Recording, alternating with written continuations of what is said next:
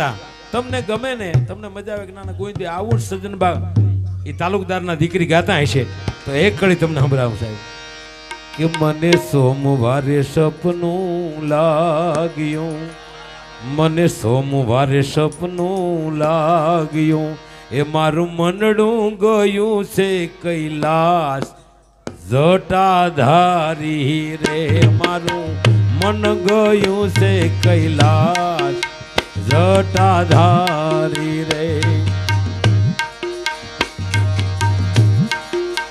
બોલજો એ કડી બોલજો તમે બધા. એ મને સોમવારે સપનું લાગ્યું, મને સોમવારે સપનું લાગ્યું, મારું મન ગયું છે કૈલાસ જટાધારી રે, મારું મન ગયું છે કૈલાસ જટાધારી રે, જટાધારી રે.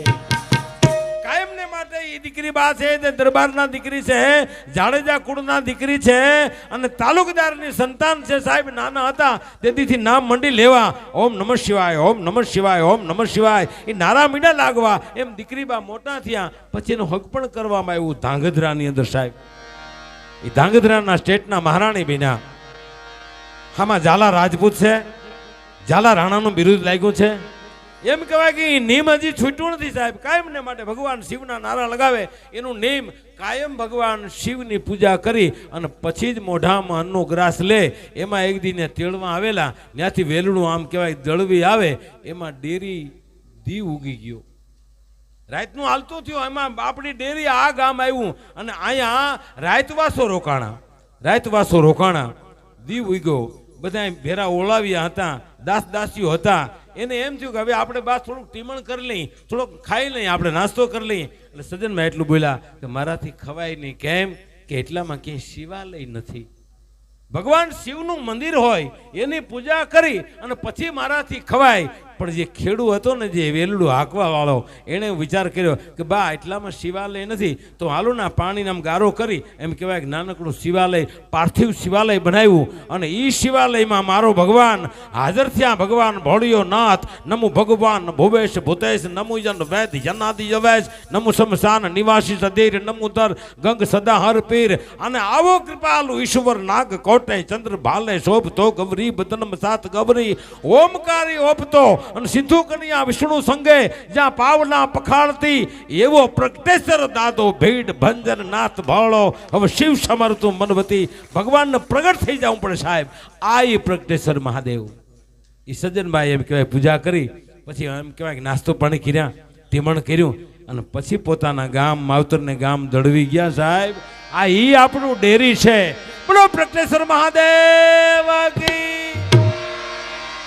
દશનામ ભૈખ કી, ગુરુદાસ गिरनारी महाराज की, दलपतगिरी महाराज की, महाराजगिरी महाराज की, सब संतन की, जगिया भौम की, नमो पार्वती पताई हर हर મહાદેવ.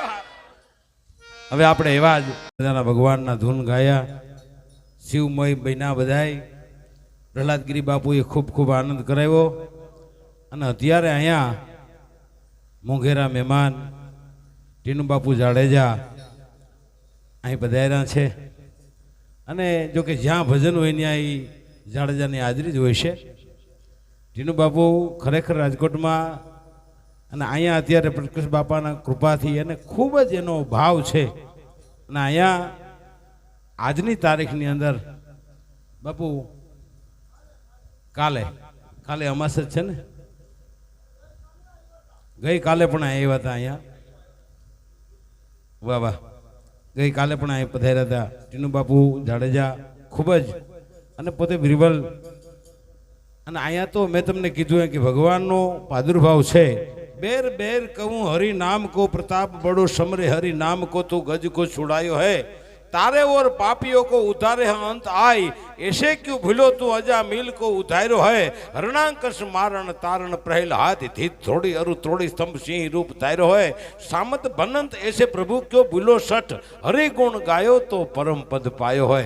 अहियाँ तो धाम एवं से बाप દેરી ગામને આંગણે મારો પ્રકટેશ્વર બાપુ સદા શિવ કારણ કે ડાક ડમરા બચત ડંકા વાજા વિધવિધ વાગતા ભૂતનાથ શક્તિ ભૂત ભેડા અને નૃત્ય તાંડવ નાચતા જગતારણી જેની જટામાં આજ ખળળ ગંગા ખળગતી એવો ભેડ ભંજન નાથ ભોળો હવે શિવ સમરતો મનબતી અહીં કાળનો મહાકાળ કહે છે મહાપ્રલયમાં મલપતો કરોડો બ્રહ્માંડો કરી કચરો એકલો ઊભો હતો જગત સર્જમાં ફેર જોગી જેણે શક્તિને સર્જી હતી એવો ભેડ ભંજન નાથ ભોળો હવે શિવ સમરતું મનબતી આવો સોનેરી અવસર મળ્યો હોય અને ખરેખર વીરસિંહ રાઠોડ અને તબલા ઉસ્તાદ પટેલનો દીકરો છે મિલનભાઈ એને જોરદાર તાળનો ગગડાથી વધાવો એવું સરસ મજાનો હમણાં બાળ કલાકાર ગાતો હતો વનમાં રે મહાદેવનો શેલો શંખલો વગાડે પણ જેવો શંખ વાગતો હતો ને એવું જ વગાડતો હતો શું કરવા એને મજા આવે બાળકને પ્રોત્સાહન બહુ કર્યું સરસ મજાનો અને જેનો જીવારીના બોલ સરસ મજાના છે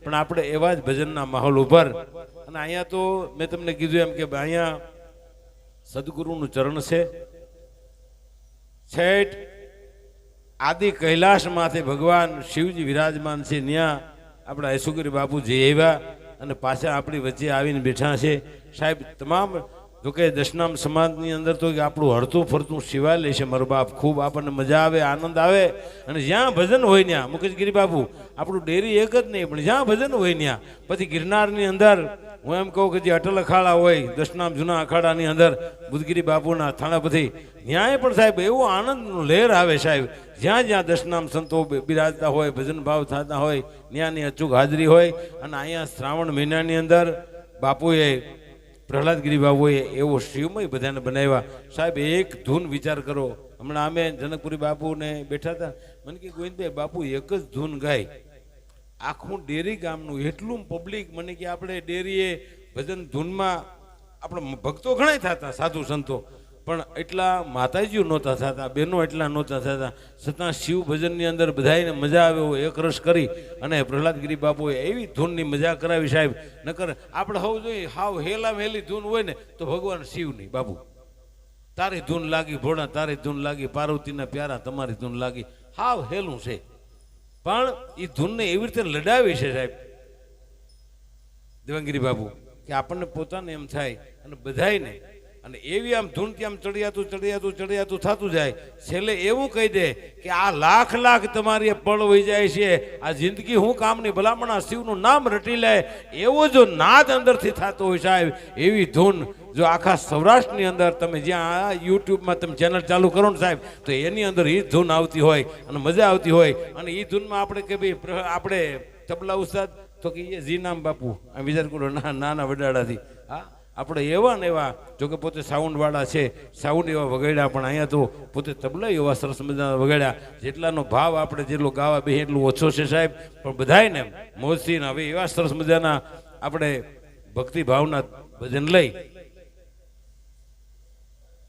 હે એટલે પ્રહલાદગીરી બાપુનું માંગ છે થોડાક એક બે ભજન ગાઈ લે બરાબર બે ભજન પ્રહલાદગીરી બાપુ બે ભજન કરી લે બરાબર અને એમને મોજ આવે સરસ ધૂન તો બાપુની ધૂન તો છે કે ગોલ્ડન જુબેલી બની ગઈ છે આ બે ભજન સરસ મજાના લઈ અને મજા આવે આજે શ્રાવણ મહિનાનો પવિત્ર માસ છે સાહેબ કારણ કે શ્રાવણ માસે કાયમ ભગવાનને સ્મરણ કરવાનું કીધું છે તમને ને મને કારણ કે સ્નાન સુધી નહીં કરી મહાદેવને મંદિર જવું અણપાર શાંતિ આપનારું શરણ છે સમનાથનું શ્રાવણ માસે કરો સ્મરણ કાયમ પ્રગટેશ્વરનું કાયમ માટે જો ભજન થતું હોય સાહેબ એવું આ ધામ છે બોલો પ્રગટેશ્વર મહાદેવ કી જય આવો બાપુ આવો